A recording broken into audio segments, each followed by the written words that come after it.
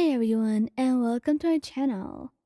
Today I'll be reading a multi-character extruder by Michi on Tumblr. So let's get into it. Megumi Fushiguro. You two did not intend for a makeout session, especially when you're not in a private area. It was supposed to be a quick sweet peck, but you look so cute and adorable and tasted so sweet that you just couldn't resist. So there you were, sat on one of the counters with Megumi in front of you. His kiss was slow and sweet until things began heating up as he exerted his dominance. He just couldn't resist. He wanted to hear you moan out his name. Both your lips moved almost naturally before you had to pull away the sound of a gasp. Sensei! Sugar and Helen are kissing again! Yuji yelled, followed by his loud footsteps as he ran away. That idiot.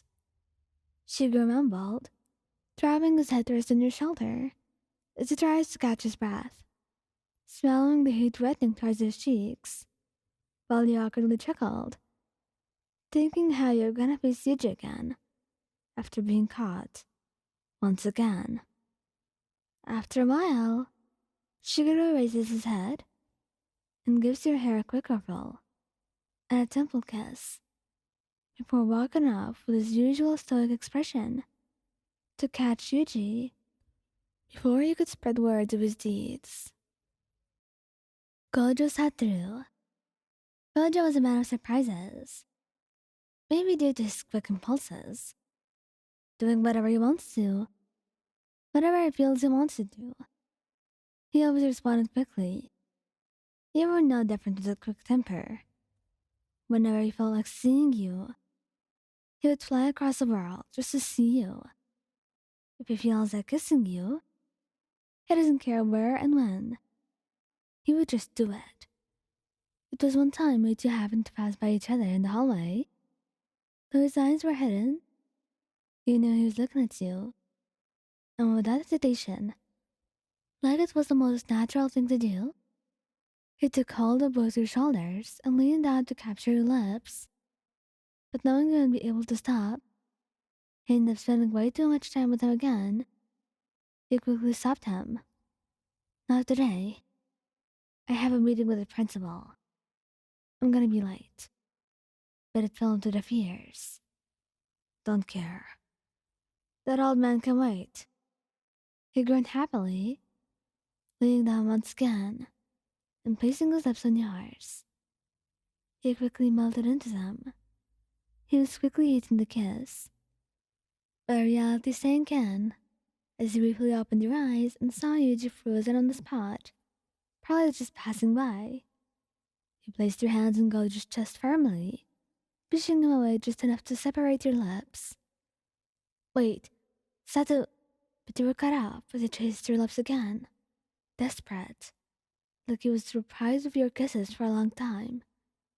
But it was just a couple of hours when he last kissed you. Of course, Gojo knew Yuji was there, so he raised one hand and shooed him away like an insect. The poor kid scrambling away to tell the others what he saw.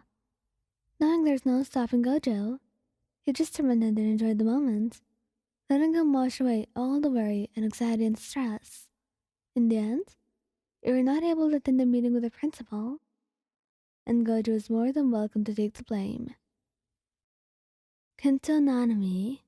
Nanami is a reserved person, and an even reserved boyfriend at that. He was not a fan of PDA. Holding hands was okay.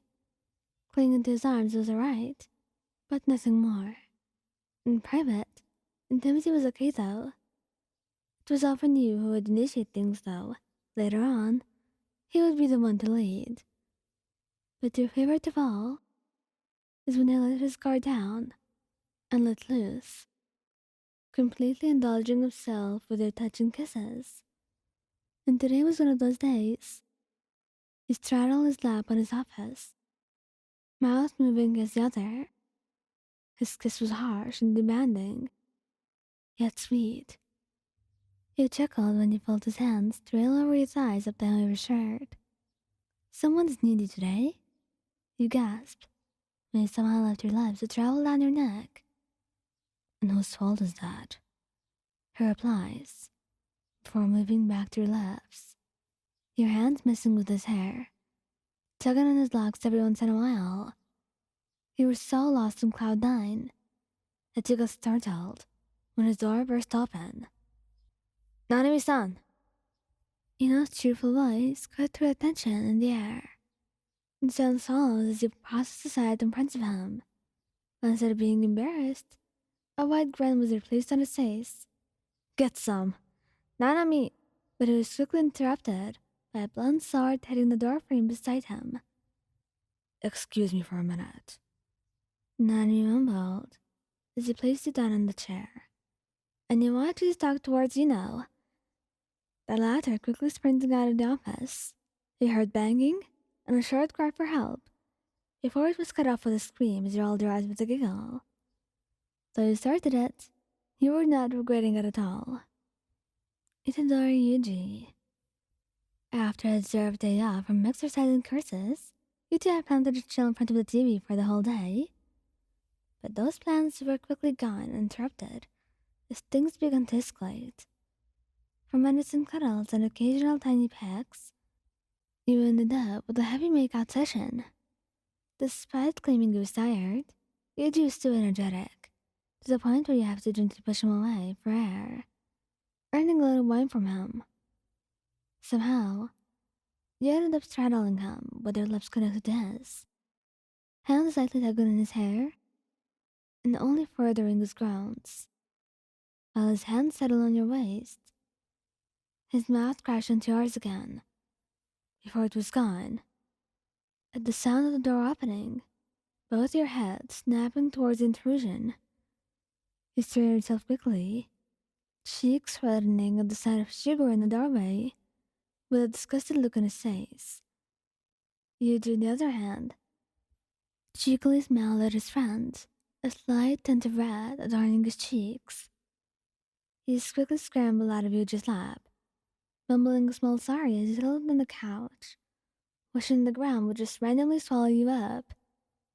Fushiguro blankly stared at the two of you, before scoffing and turning around. Do that somewhere else, he said, before walking straight out of the room, slamming the door shut. He didn't have the time to question or ask what the hell just happened when Yuji tackled you once again, asking for more cuddles and kisses. To be honest though, it was a well-spent day off. Inumaki Toge. You helped him dress some of his bruises from training, all the while he was watching you with hearts in his eyes. When you were done, and were packing the first aid kit, he pulled you towards him, a hand resting on your waist as he pampered you with kisses as a thank you. Your forehead, nose, cheeks, eyes. There would be no place where he hasn't kissed you before. He would kiss your lips, gentle and slow.